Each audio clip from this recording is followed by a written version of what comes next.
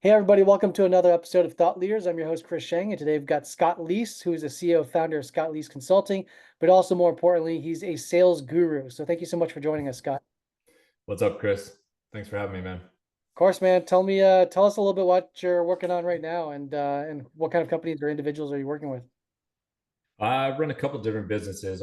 My consulting business, I primarily work with um, tech companies, startups, kind of like Series A, Series B, who are trying to figure out how to go from like founder-led selling to building and scaling like a proper sales organization.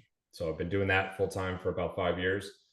Prior to that, I spent the better part of 20 years building and scaling sales orgs as a VP of sales.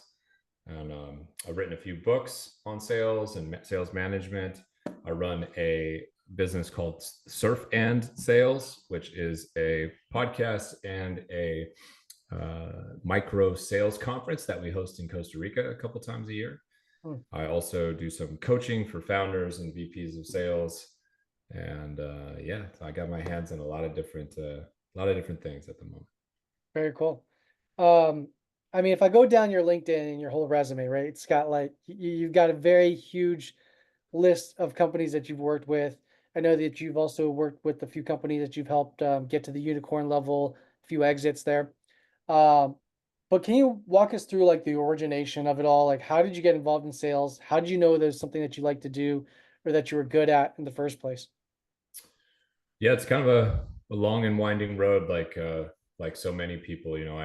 I did not grow up in a family of entrepreneurs or people working in business at all. My mom was a part-time nurse, mostly stay-at-home mom, and my dad was a professor of accounting at Chico State University in Northern California. So I didn't grow up, around it. I didn't have a lemonade stand or something like that. One of those kids. I didn't have a little lawn cutting business or any of that. I mostly just played sports. That's all I thought about, all I cared about all the way through high school. Oh man, I played basketball, soccer, tennis, baseball, you name it. Got I it. was playing it. Um, Went to college in the San Francisco Bay Area, played two sports in college for 4 years, studied psychology and religion. Went to grad school because I didn't want to work yet, studied learning theory and educational technology. And right when I was getting my master's degree, I got really sick, and I ended up getting a couple of autoimmune diseases, ulcerative colitis, chronic kidney stones, colon cancer scare, and Wow. ended up spending 4 years in the hospital kind of fighting for my life. Um, had Four nine major, years. 4 years. Yeah, you Wow. heard that right. Yeah. Okay. Um, had nine major surgeries, four life-saving emergency surgeries, was fed opiates and pain medication the whole time I was there. So by the time I was healthy and healed with my illness, I had to kick off of Yeah. dope. So I was 27 years old before I ever really had like a career, Mm, right? And I had a friend who suggested I should check out sales because you do, the better you do, the more you get paid, and the income is unlimited, and maybe this is a way to like make up for lost time type of thing. So that was it, man. It wasn't like I had no experience, no like pressing interest. I just had a friend who said you should give this a try. And I was so far behind, I felt, and I wanted to make up for lost time. I have this like strong sense of urgency. I'm a hyper competitive person. So I thought, why not? And the rest is history, as they say. very cool. Super interesting story. When you first got into sales, what was your first sales job? Was it like straight into tech? I know you're in the Bay Area, so Straight. maybe that's Yeah. natural, but that's not necessarily for all. Yeah, no, it was straight into tech. I didn't have any background in sales, like I said, and I hadn't worked at all since college, so my resume was basically blank, Yeah. right? So I didn't think I could get a job at, I don't know, pick whatever big company you can think of, right? So I said, well, maybe if I go to an early stage startup, a real small startup, they'll take a chance on me. I need to go for like an entry level sales job, like in a boiler room kind of setting to figure this out and kind of get that first gig under my belt. So Mm, I found this company in San Francisco area that was selling online lead generation tools to real estate agents and brokers, as well as automotive dealerships all around the country. And that was the job. I was, old school, like making 100 plus calls a day. And, it's a transactional kind of sales environment, just short kind of 2 to 4 call sales cycles. Sometimes one call closes. Mm, And yeah, that's where I cut my teeth. Yeah. got it. Uh, and then, you've been doing this for now, you say almost 20 years, right? And in that time period, I think we've seen a lot of cycles, in that amount of time. And what are some of those things that you've seen that kind of, I don't know, you can maybe go back and be like, those were pivotal moments, or things that has evolved in terms of like the traits that were required out of a sales individual. Um, because I do think that clearly if somebody came into like tech sales 5 to 7 years ago, and that was like their first foray into it, it's such a different environment, I feel like, Yeah. now than it was then. And so they would have probably like a rude awakening today, if they're still in sales, right? And versus, somebody who's been doing it for a long time, or somebody who's been used to doing some kind of like commodity selling, where you have to really be a strong salesperson to be able to get the sale done, and there's no real core product differentiator. So walk me through some of those things in terms of maybe the different triggers or the different things that you've seen in the ecosystem where different skill sets had to be leveled up or evolved Yeah. by a Yeah. salesperson. Well, the first one is just the rise of technology. I Yeah. mean, when I when I first started selling, um, I had no CRM, no lead list. I was sourcing deals on my own. I didn't even have a headset. I was cranked over like this, holding the phone in my shoulder and typing away.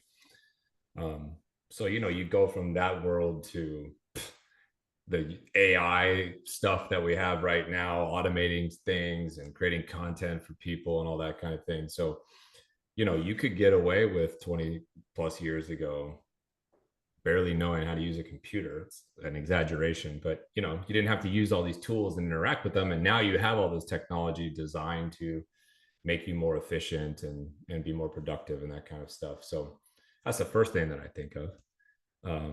In terms of skill sets, nobody cared or talked at all about your writing ability 20 something years ago. That, Mm. that wasn't a thing, right? Now, copywriting, you could argue in the last couple of years is everything, potentially more important even than somebody's ability to communicate on the phone or on Zoom. So the sort of rise of copywriting and the shift of maybe less work being done in person and less work being done over the phone and more work being done over email or through LinkedIn, that type of stuff. That's a huge change. So I'm sure there's dozens of others that I could think of, but those are the very first two that come to mind and that are undeniable and massive. Interesting. Um, I will say, when you're kind of giving an understanding about your background, there are like three things that I thought were like super interesting. One is kind of going through your sickness and being in the hospital for 4 years, leading to like, I think, the idea of empathy. And I think getting down to what really matters in brass tacks about life, right? And I think there's a certain element of that perspective that helps, in being authentic in terms of how you talk to people, which is super critical. I think the other part of it is like you studied psychology also in college, which I think a lot of sales is really trying to figure out how to Yeah. break through different types of personalities in the buying cycle, because you have to talk to each one differently, especially the more complex the tool gets. Um, and then, yeah, and then just being like in a position where you're starting off later, and that hunger to perform, which obviously stems also from being competitive in sports, right? I think like those three variables seem to stand out to me as like maybe leading to the soft skills required for you to then be able to succeed at perhaps such a rapid scale, versus somebody else in the sales world. What would you say about that? And, if as you kind of moved into more of a leadership position, and looking at other sales talent, like what are some of the soft skills, the things that you can't train people on that make them a strong candidate for you? Yeah. Um, Things that you cannot train people on.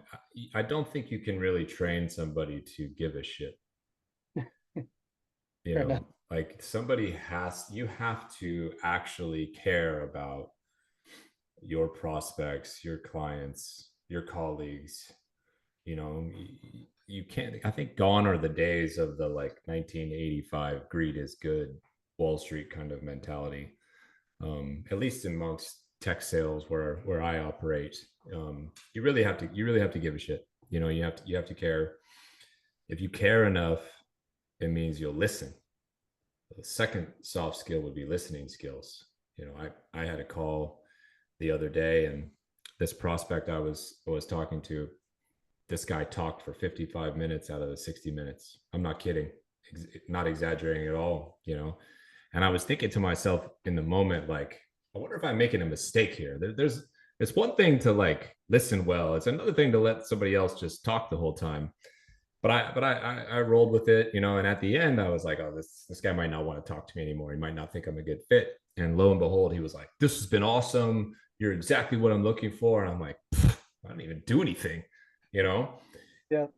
But I've listened to thousands and thousands of calls and role played with people, and it's amazing the things that you can pick up on when you listen back to calls that some salespeople, when they're on that call, missed.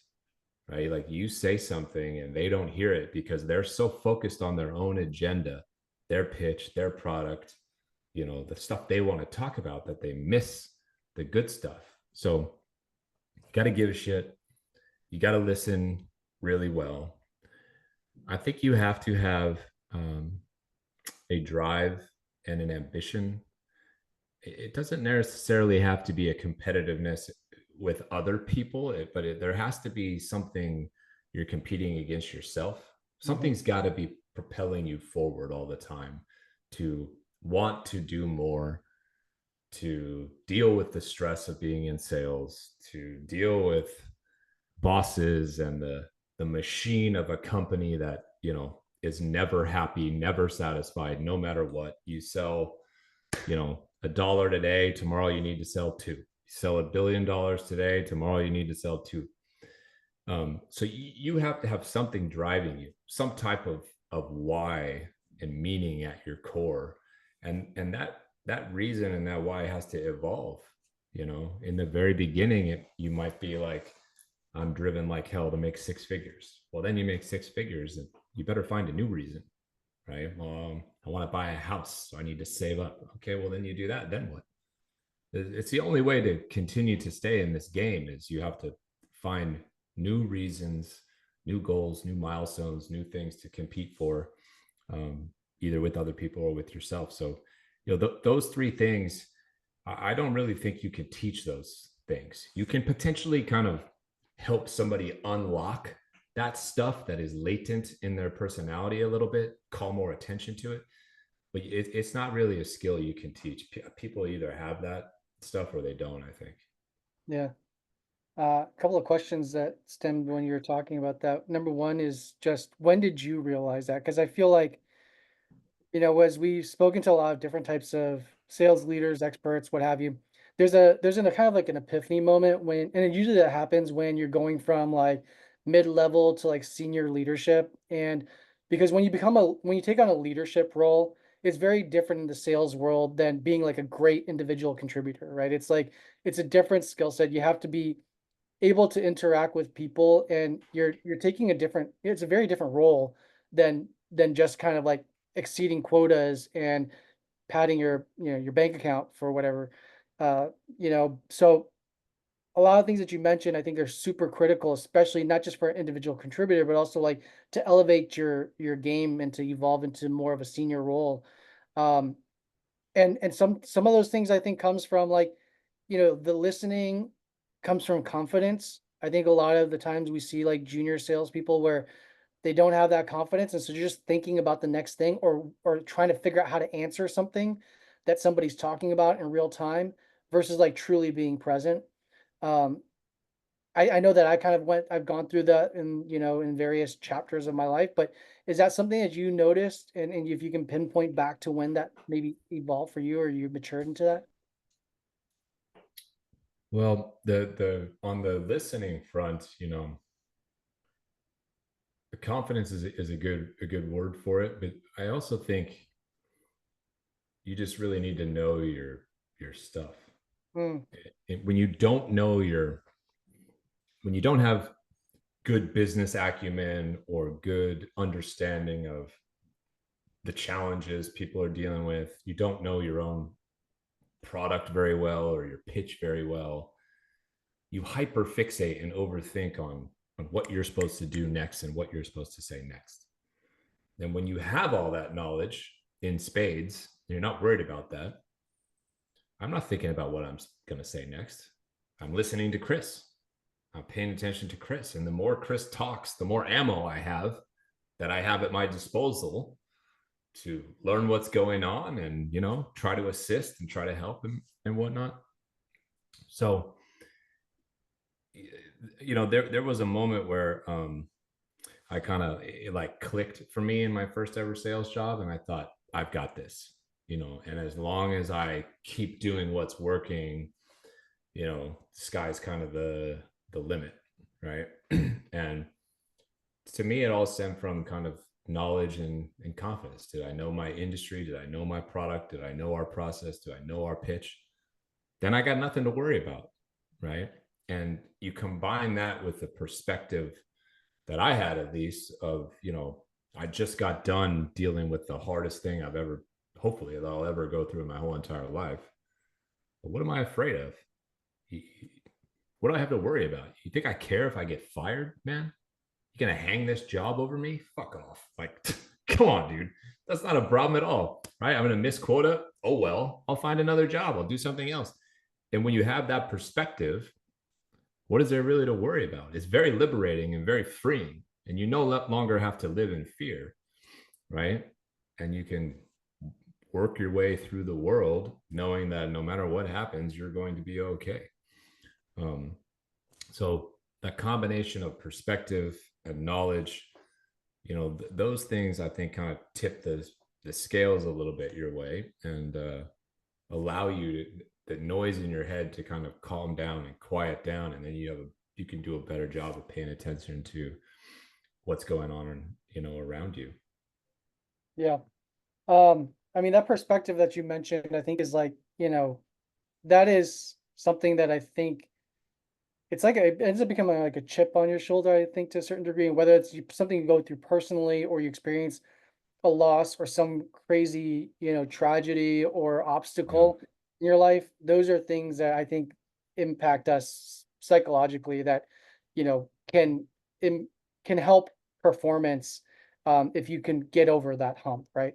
Um, Well, you got two choices with it. yeah. You can let this horrible experience, traumatic experience, whatever it is, you can let it define you and hold you back, or you can find a way to turn it into a superpower that liberates you and is actually an advantage over other people who don't have that perspective, who have not been through these same trials and tribulations, who have not been tested in the same particular way. Yeah. In my case, I chose to look at what I had been through and find the positives in it. Like, when you are deprived of fresh air, let alone opportunity to work and build your career, when you're deprived of fresh air, the sense of urgency that you have is second to none, right? Like, I have fought for 4 years to be in this office. I used to walk around the office and look at all these people and I'd say, these guys are just happy to be here. They have no chance against me. No chance. Because I care so much about making the most out of every opportunity that is put in front of me, because I Mm, know how fragile it is. I know how rare all these opportunities are. Why would I spend my time not giving it my all and trying to make the most out of it? You look at like a normal person's kind of career arc, right? Let's say you start working at, I don't know, 25.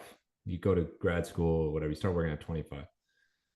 Most people try to retire by 65, right? has 40 years. You're going to work for 40 years. I'll use 4 years per gig because that's like the standard vesting period in tech. Okay. So you're going to work for 40 years. You're going to be 4 years at each place. You're going to have 10 jobs. That means you have 10 at bats. That's it. Think about that for a second. Only 10 times. You got to go from zero to wherever you're trying to go. You got 10 tries to do it. Why would you mess around? Why would you give it a half-ass effort? Why would you spend time in a role that you don't love? Why would you spend time working for a boss who's an asshole? Why would you spend time working for a company that has very limited upside? I don't understand these kinds of things. That is a superpower. At least that's the story I tell myself. That is a superpower, that perspective that most people don't have, right? I could have chosen and still choose to, say, hey, I still have health problems nonstop. People tell me my life expectancy is going to be shorter than normal people.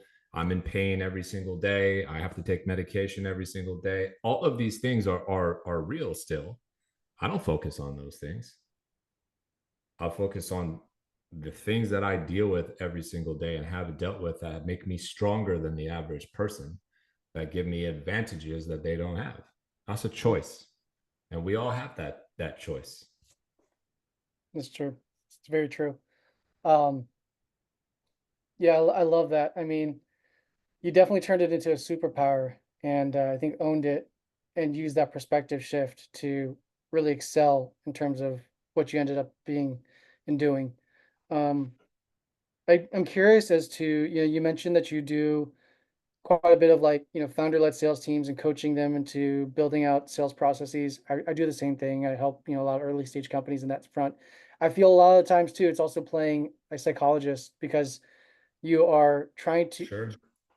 you kind of know what the execution work needs to happen. They kind of know what the execution work needs to happen, but there's like an intrinsic fear, I think, a lot of times for founders to get over, whether it's a fear of rejection, fear of where the product is, whatever that fear might be.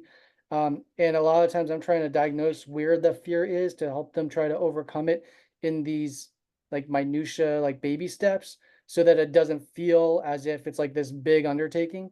What's your approach towards it? Have you seen something similar in the kinds of, founders that you worked with? And then, how do you get them to overcome certain things? Because I do think anytime you're trying to institute change, whether the founder level, C-suite, within an organization, no matter how small, how big, it's dealing with personalities and it's being able to like again empathize, communicate, but be able to trigger some kind of emotional feeling to get them to buy in.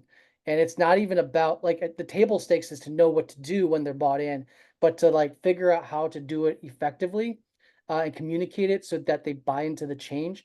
That's the special thing that I feel like every leader has their own secret sauce of. Yeah, I think the beautiful part of understanding psychology a little bit or a lot and utilizing it in sales is you can find a way to get a sense of what type of person am I dealing with, Mm, right? You talked about striking an emotional chord. Not every founder has an emotional chord. There's a yep, lot of founders who are very engineer product type people, and you yep, ask yourself, does this person possess emotions of any kind whatsoever? So I don't really try to strike an emotional chord with those type of people. I try to strike a logical chord. There's other people that you talk to where logic seems to be lost on them, and you show people logic and it just doesn't resonate. So I stay away from logic and I aim for emotion. And I try to strike an emotional chord because they seem like an emotional type of person. And then there's other people who it feels like are a little bit of a mix of the two.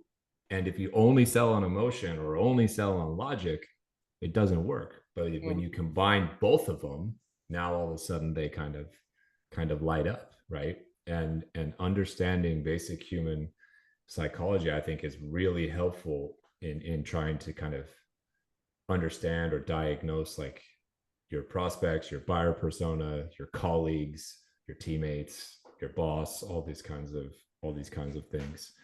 right? And it's kind of, nobody told me when I was in school, like, hey, Scott, you should study psychology. It'll give you a killer baseline. And then you should get into business. And when you marry those two things together, like that's the perfect skill set. Nobody told me that. I got lucky. Now, if I was telling, my teenagers, if they're interested at all in like business, I would tell them, go study business and psychology. If you want to be in sales, you want to be an entrepreneur, like those are two really good skill sets, to have.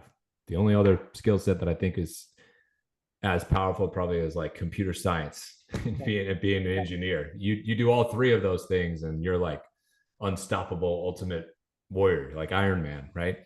Yeah. Um, so a lot of founders have this fear that they don't, selling is not in their skill set, right? It's not in their nature. But you have to tell them, like, in the very beginning, like if you can't figure out how to articulate your story, how is somebody else going to figure out how to articulate it for you? Right? You have to at least try. Even if you don't succeed at it, I think it's important for founders to know how fucking hard sales is. Hmm. Sometimes I think they think it's easy. It's like, just make 10 phone calls and one person's going to buy, and then we'll hit $1 million in ARR before you know it. It's like, man, this job is hard, and I think in order for founders sometimes to understand what salespeople go through and have some empathy for it, they need to go through the job themselves. They need to know what it's like to be rejected all day long, to be ghosted, to spend a whole day trying to have conversations and have nobody communicate with you.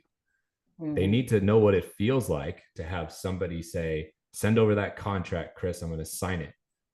And then that person disappears on them, never to be heard from or seen again. I think it's important for founders to go through these things. And when founders do go through those things and figure out how to build some pipeline and close a few deals, it really makes it easier for them to bring in new people who have sales acumen that is their discipline. And then the founder can share, hey, this is what I was doing, this is what worked, this is what I learned. I know you're going to be way better than me, but you got a tough job ahead of you. Those things are important and makes for better leaders down the road. And more often than not, those are the companies that I've seen succeed compared to the ones where the founder has no interest and doesn't even try. Those ones are often kind of doomed. Yeah. Yeah. I agree 1000%. Um, I mean, I think it's so it's almost irresponsible because you don't even know what to measure success against, like, or failure against, right? Like, and I see this happen so many times. Founders will just go hire a VP of sales when they raise a larger round or what have you, and put the onus on them. And then the average like cycling of like VP of sales for early stage companies, like three, you go through three of them within about a year and a Yeah. half, before you even find anybody that's Well, most, I and, mean, there's a lot of reasons for that. I mean, first of all, most VPs of sales are not very good. yeah, Second of all, there's an even smaller bucket of VPs of sales who willingly submit to the very, very beginning when they actually have to act as an individual contributor for a little while, yeah, do that dirty work, and then learn how to teach other people, prove that they can teach other people, and then start scaling. Because a lot of VPs, once they've done that once, are like, I don't want any more. I don't want to do that ever again. Right. And even more recently, because of all the like challenges in the market or the pandemic or this continued declining average tenure of VPs of sales, a lot of them are just getting out of the market completely. That's why you see the rise of fractional VPs of sales and CROs or go to market consultants and stuff like that. Like I have 1,000 times more competition today than I did 5 years ago. yeah, Right. The job is not easy. So you combine founders making that hire who never sold the product themselves with that role being exceptionally hard and very few VPs of sales being good enough and willing to do it, and the talent pool being drained a little bit. It's no surprise to me that you know there's so much failure and so much struggle there. yeah. We're rounding up on time, so I just want to ask one last question here. But Sure. what do you foresee kind of like being the next skill set of a strong salesperson? We have obviously in 2024, AI is the hot topic. Uh, I think, halfway now through the year, we're realizing there's a lot of like overpromising, under delivering of what that could yield, versus what we were talking about like in January. Like I think there's a lot of people worried about their jobs and all those kinds. I think it's a very different narrative now. Um, but obviously there is a useful part of it. I saw that you just posted around how many sales teams are actually using AI from the Salesforce report, which is like 86% or something like that, I think it and was you're surprised by 81% maybe. Yeah. 81%, and you're surprised by how low the people that Yeah. weren't using it. But talk about what you think, if that's the trend, if you think it's going to be more integral as part of the sales process, and sales teams, and how should a salesperson that's maybe in, the mid-level role right now or just kind of coming in, what skill sets should they be adopting? What should they be learning to Yeah. really gear themselves up for the next few years here? In the more near term view, you need to learn how to work with AI and all these tools and technology to try to, sort of turn yourself into a Superman, if you will, and get more effective, more efficient, all that kind of stuff. So trying to win right now without it at all in the near term, I don't think it's going to work. Um, you said something interesting about the sort of, the over promising and whatnot, and will AI steal your job and all this kind of thing. Um, I think people were worried about, was that going to happen like instantaneously? I don't think that it happens instantaneously, but I actually am a believer that it is coming for damn near every job. And what's going to happen is at some point in the next few years, every email that we get is going to be a robot or an AI avatar or whatever you want to call it. You won't be able to tell the difference. And the same thing will happen with phone calls. There's already Yeah. extremely scary phone calls where it's not a human being, that it mimics Chris's voice or Scott's voice or whatever. These tools are only going to get better at this stuff. So I see people post all the time and they're like, look at this shitty, AI email. AI is never going to take our job. And I'm like, you are so narrow minded. The power of these tools is doubling like every 6 months. You're talking about 7 years from now being like 256 times more powerful than it is today. You mean to tell me that in 7 years, you don't think AI will be able to understand tone and sentiment and emotion and this stuff? Personally, I don't believe that. I think it will. Yeah. So when everything is uh, looked at as AI, it becomes inauthentic. It becomes impersonal. So what will win in the longer term future when everything is AI is a return to humanity. What I mean by that is it's not so much a skill set, but the number one thing people should be doing right now is building a large online network and a digital brand for themselves. That is your safeguard. That is how you will open opportunities, because I know Chris knows so and so that I'm trying to get a hold of, and Chris will do me a favor and reach out to that person and say, hey, my buddy Scott wants to talk to you. This is what he does. And that person will say, well, I trust Chris. He trusts Scott. Sure, I'll take the call. That's how opportunities are going to get opened.